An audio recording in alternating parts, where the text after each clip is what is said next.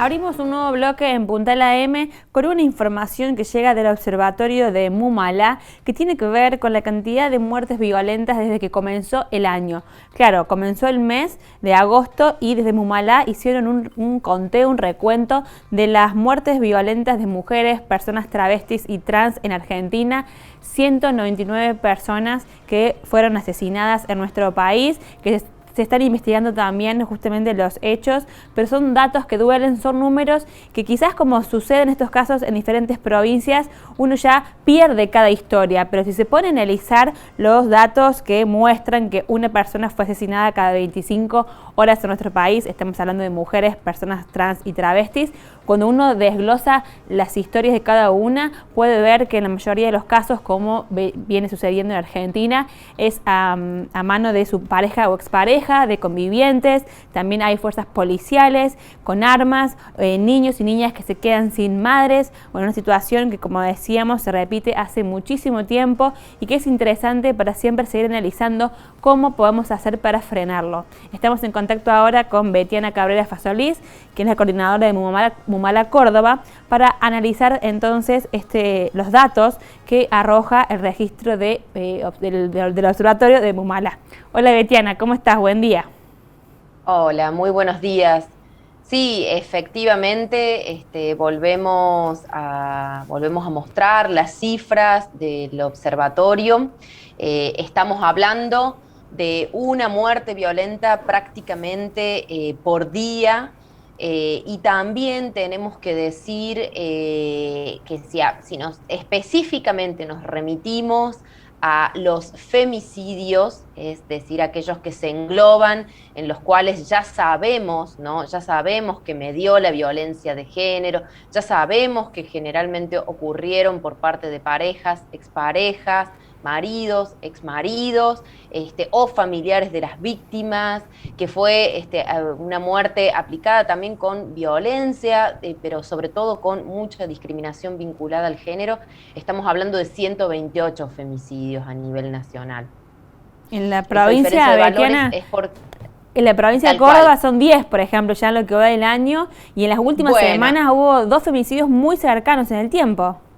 tal cual. En la provincia de Córdoba estamos contando 10 femicidios y un femicidio vinculado, es decir, en total son 11. Hablamos de femicidios vinculados cuando se asesina a una tercera persona porque quedó en la línea de fuego o para ocasionarle daño a esta mujer, ¿no? En este caso fue el caso que ocurrió en La Calera, en donde fue el hermano de la víctima el que salió a defenderla y por supuesto resultó asesinado. La verdad es que son cifras que no tienen que parecernos naturales, no tienen que parecernos normales, no las tenemos que naturalizar bajo ningún punto de vista, sino que nos las tenemos que cuestionar profundamente.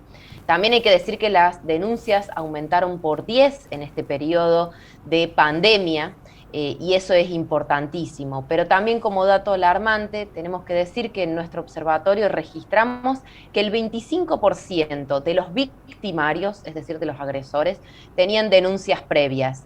Y de ellos, el 13% tenía antecedentes penales por violencia de género. Es decir, ahí hay un fuerte llamado de atención hacia la institución de la justicia y a los ejecutivos provinciales, nacionales y municipales acerca de las oportunidades perdidas, porque ahí se alertó.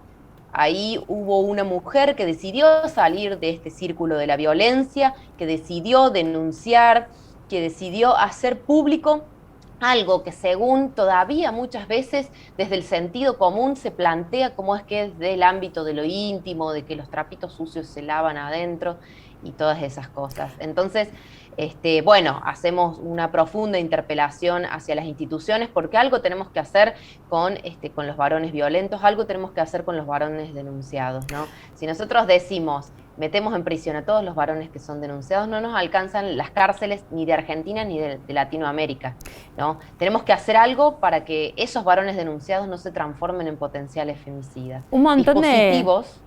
Exacto, porque estás o sea, conversando con vos, se disparan un montón de aristas para abordar el tema. Me parece que voy a preguntarte por dos. Una que en Córdoba se reclama mucho, que tiene que ver con la existencia de unidades judiciales especializadas en género, o que haya más fiscalías, porque por ejemplo aquí en Río Cuarto no hay. Entonces digo, bueno, qué importante sería que haya espacios que se dediquen particularmente a atender estos casos.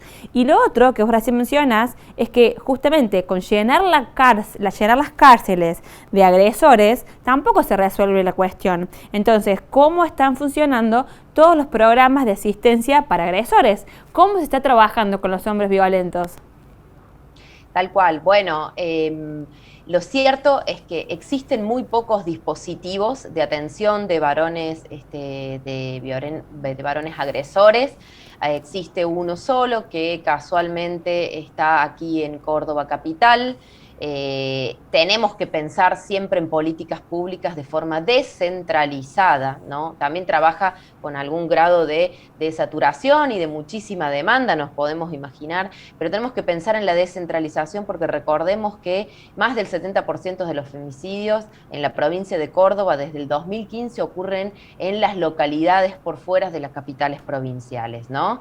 Y eso nos habla de una desigual redistribución de la información y de los recursos. Necesitamos dispositivos de atención de varones denunciados o tal vez de varones que no son denunciados, pero que se están realizando una profunda interpelación acerca de sus conductas violentas. Digo, para esto es para lo que hemos trabajado y los medios de comunicaciones como ustedes han dado mensajes muy claros durante mucho tiempo, ¿no? Detectar la violencia cuando comienza a ser una violencia verbal, cuando comienza a ser una violencia psicológica o simbólica o tal vez económica, detectarla antes de tiempo, actuar antes de tiempo, porque ahí es justamente donde podemos hacer mucho, donde podemos prevenir y llegar antes. Necesitamos esos equipos, ¿no? Que son equipos interdisciplinarios de profesionales que tienen que estar en todas las localidades o tienen que estar cerca de la gente, cerca de donde ocurren los problemas. Y también, por supuesto, estos equipos interdisciplinarios que recepten y que atiendan y que asistan a las mujeres en situación de violencia. Eso por un lado. Y con respecto a las unidades judiciales, a las fiscalías especializadas, eso es una muy buena noticia. La especialización en la temática hace a la mayor celeridad, hace a la mayor resolución y justamente es lo que hace, ¿no? Es lo que actúa para que no exista este 25% de oportunidades perdidas, ¿no? Ahí actúa con mucha celeridad la justicia.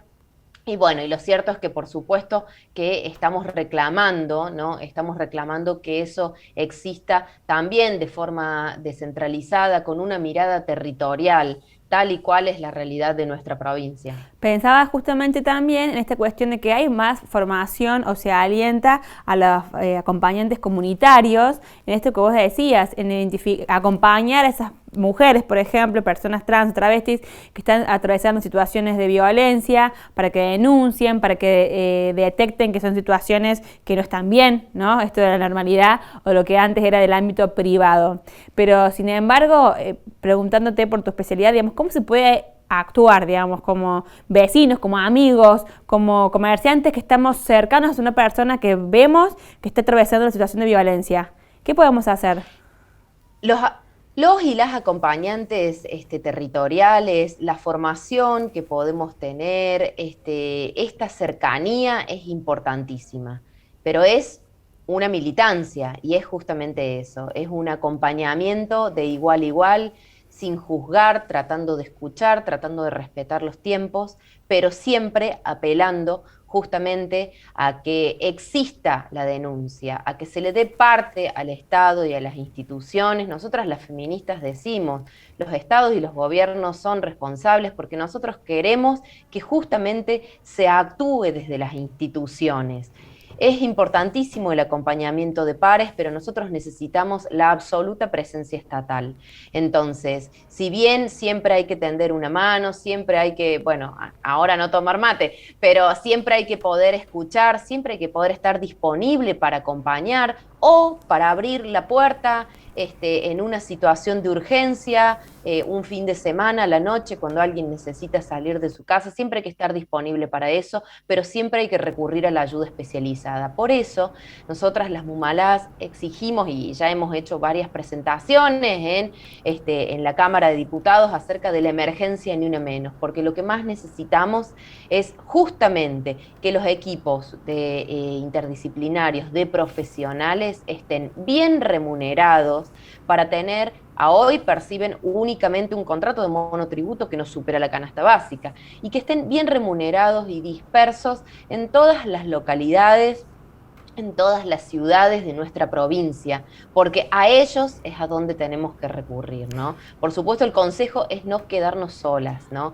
Lo primero que se pierde en los vínculos, en las relaciones violentas, en las situaciones de violencia, se pierden las redes de contención social y familiares. Se van cercenando y se van perdiendo, y a su vez nos vamos aislando, porque creemos que todos nos van a juzgar, porque creemos que nos merecemos estar en esta situación, creemos que no tenemos derecho a una vida libre de violencia, y también a veces creemos que es algo que tenemos que sacrificar en pos de nuestros hijos o de nuestras hijas, que tenemos que sacrificar en pos de la familia, y no es así. Nosotras tenemos derecho a tener una vida libre de violencia, y hay muchas cosas que se pueden hacer antes, ¿no? Antes de que suceda esto tan grave que nosotras registramos. Betiana, por último, y siempre agradeciéndote el contacto con nosotros, siempre dispuesta, digamos, a explicar estas situaciones que estamos atravesando tan dolorosas, ¿cómo evalúas desde la creación y lo que ha hecho hasta acá el Ministerio de las Mujeres de la Nación? Bueno, la verdad es que es muy importante tener un ministerio de mujeres y diversidades. Reitero, la especificidad en la temática hace que las políticas públicas sean miradas más finamente, y a la vez que desde ahí se puede empujar la transversalidad, es decir, que esta mirada de género y derechos humanos se aplique en todos los sectores, ¿no? Eso es importantísimo y hay que rescatarlo siempre. No obstante, nosotros lo que venimos identificando es que lamentablemente el Ministerio de las Mujeres y Disidencias a nivel nacional viene subejecutando el presupuesto, ¿no?